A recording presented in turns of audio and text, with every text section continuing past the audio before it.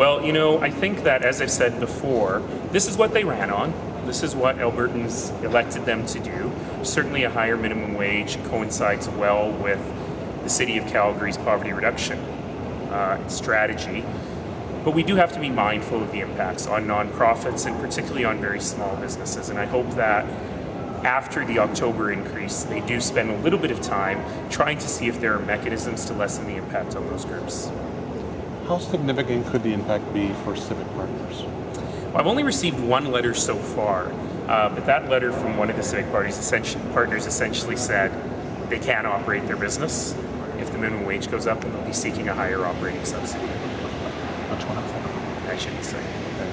But Stampede is also, there's a link with... Yeah, I mean, these are big organizations that do important work in our community, and that is a concern that, frankly, I was not that aware of before they raised it, and this is exactly why you raise things to politicians.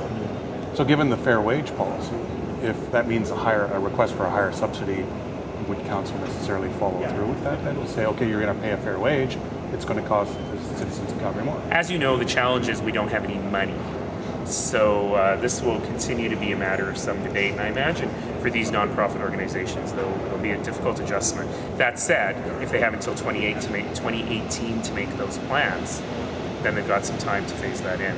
Like I say, I would like to see the province just be very, very thoughtful about this phase-in. I'm not naive. I'm not saying that they're going to go back on a major campaign promise that people voted on, but I would like them to be mindful in doing so.